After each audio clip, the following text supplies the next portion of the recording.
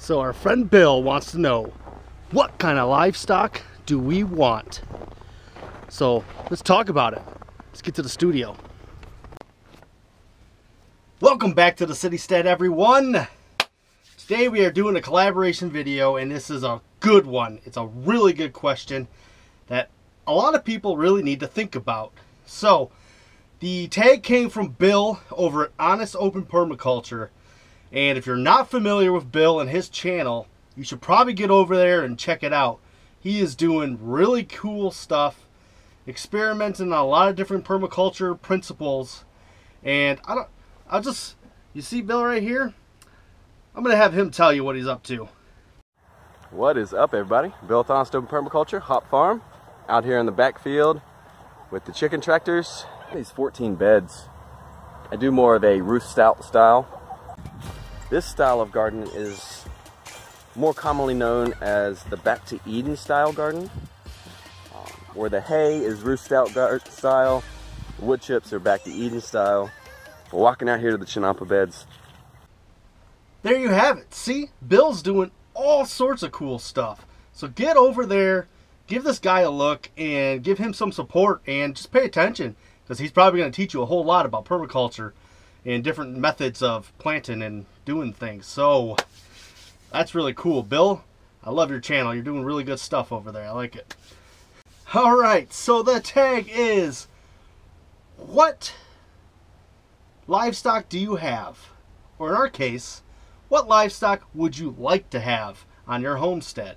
We homestead in the city. We're in a very urban environment. We do have a little bit of property, but it's still the city. So our livestock choices are pretty limited, you know. I mean, I don't have enough room to be running a cow out anywhere over here, for sure. Yeah, even goats is probably out of the question for the amount of space that we have. Even though we do have quite a bit more than most normal city lots. So I've been really doing a lot of research and thinking about what I could incorporate into my homestead livestock-wise. So this is a perfect topic to be talking about, and I really appreciate Bill tagging us in this. That was awesome of him. So something we should really talk about a lot, and you really got to think. So as a urban homesteader, you know, you have to think about different ordinances that your city might have, what kind of space you have, what you're willing to give up for that livestock, because I also do a lot of gardening. So if I give up gardening space, that means I can't, you know, garden as much as I want. So you really have to think about all those things and put them into perspective on what you could really accomplish with what you're trying to get to. So for me, I do want to raise some of my own protein on our property. So I might have to make some sacrifices to certain areas of my garden or something like that to be able to make that happen, which I'm okay with. I'm not opposed to that, because I still think you can do a lot of gardening in just vertical spaces. So anyways, let's get back on topic here. So I've been doing a lot of research over the past few months since I started this and kind of thought about doing the livestock.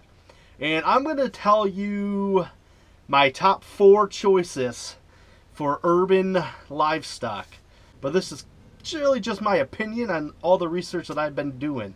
So let's start it off with number 1. Actually, you know what? How about we take you outside and show you where I think I'm going to put some of this stuff. So my first option for an urban homestead livestock, probably not a traditional style livestock, but honeybees. And I have this space back here I've been working on cleaning it out. It's actually been my junk corner for a couple years now. Pallets and boards and different gardening products all come back here. But I'm cleaning it out this year because I want to start beekeeping. And beekeeping is probably not the cheapest one to start off with because it does incur a lot of costs up front. But it's easy to do. You don't have to check on the livestock every single day. And you know, you could probably get it to a point where you're turning a profit on it a little quicker than some of the other things you would be doing, being that it doesn't require much. Also, if you're keeping honeybees, you're doing a lot for your garden area. So even if you don't have a bunch of livestock, chances are you're gardening already. So you're going to have a dual benefit because you're going to get honey out of these things, and they're going to be pollinating all your garden, up in your production in your garden area. And hopefully they don't drive all the neighbors nuts. So I'm going to put mine in this back corner. It's actually behind my greenhouse. So I'll have 2 areas I can fence off really good for them. And I can build a gate over here so the little kids don't run in here. And hopefully the greenhouse, being as tall as it is, will divert their flight pattern back to the hives and kind of keep them out of the stinging range of all the little kids as they run around. But that's my #1 option for urban livestock right there. I think it's the easiest, probably the most cost-effective after you initially get into it, easiest to turn a profit on, and also it doesn't take as much attention or space to do it. That's all I need is right here, this little back corner. That's all I would need for it. So let's go talk about option number 2. Alright, so option number 2 for your urban homestead. I believe over chickens, it's going to be quail. Now, why do I believe this? Well, quail are actually grow faster to a mature rate at a quicker time. They put out eggs. Yes, you're going to need more of them to equal a chicken egg, but you can also house like 100 quail in a small hutch right here next to my greenhouse. Whereas chickens are going to need a little bit more room. So as far as feeding to get to there and production wise, from what I've researched, it seems to me that quail in an urban environment would far outreach anything you could do with chickens as far as production goes. Now, if you like chickens and you just want to have chickens, that's different, you know. But if you're looking at pure production, I believe quail are going to be one of the best options for you. And I got enough room right here. I can build a hutch, 4 different areas, and house a few quail in each one of them, which is going to give me quite a bit. And you know, quail actually start laying eggs a lot sooner than chickens do. And like I said, they get to a mature weight a lot faster, which means it costs you less to feed them. So that's why I really look into quail more than chickens. I just think it's more cost effective, and I think it's a more friendly poultry livestock for an urban environment. They're not as loud, and you won't have as many complaints from your neighbors, hopefully. So that is my second option for urban livestock. Now, I got one more. Let's talk about, or I got 2 more actually. Let's talk about number 3. Alright guys, my third option for efficient urban homestead livestock would be rabbits. Now, they have almost as much meat on them as chickens. They don't cost as much to feed.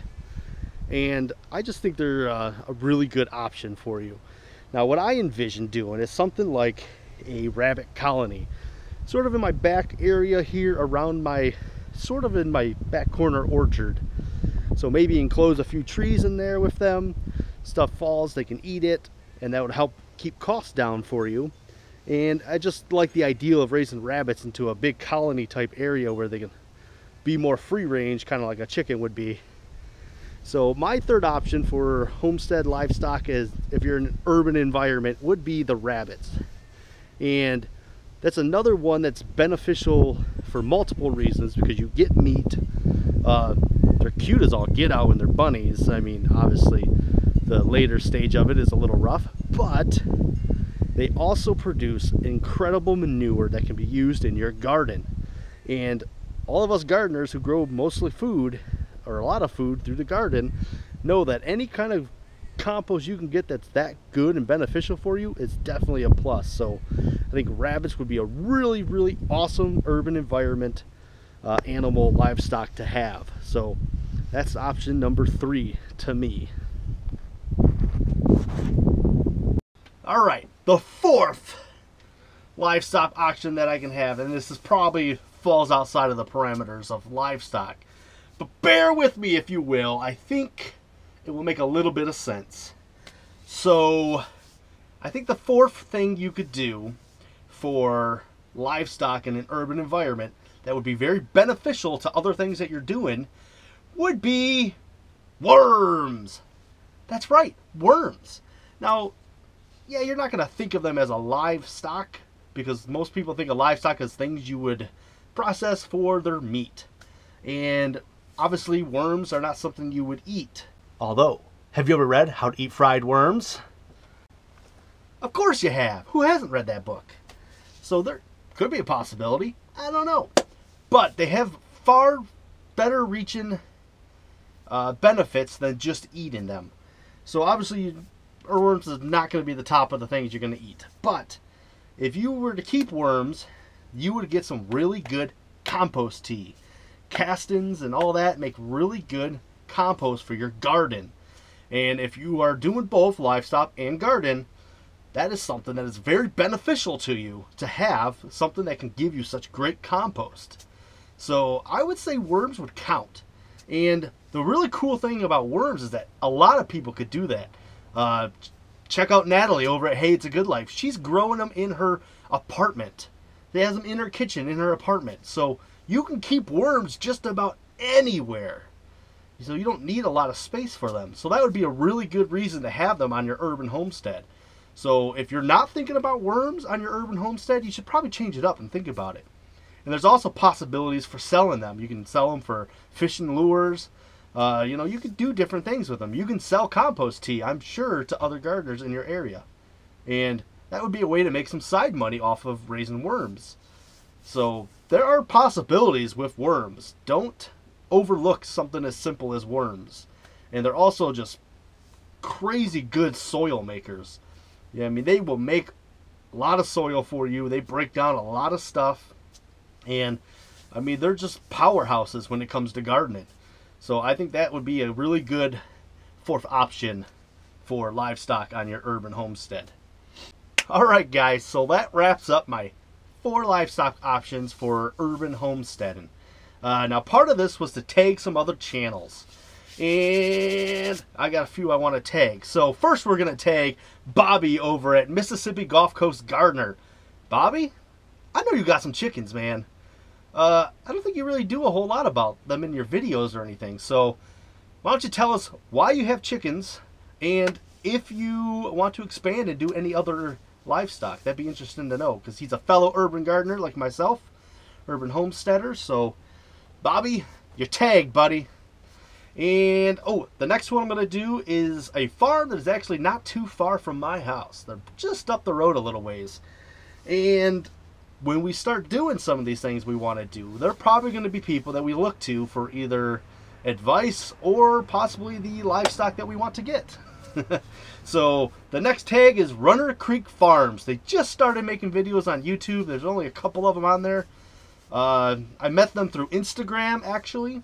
So I'm going to challenge you guys. You guys have been tagged. So give us a video about what livestock you raise and why you raise that livestock.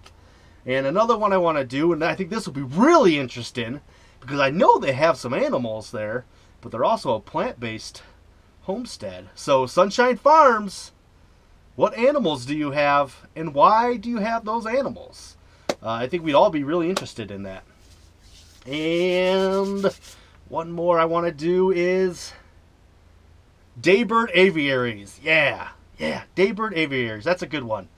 So I know you got some different kind of birds and stuff over there. So I want to know why you're raising what you're raising.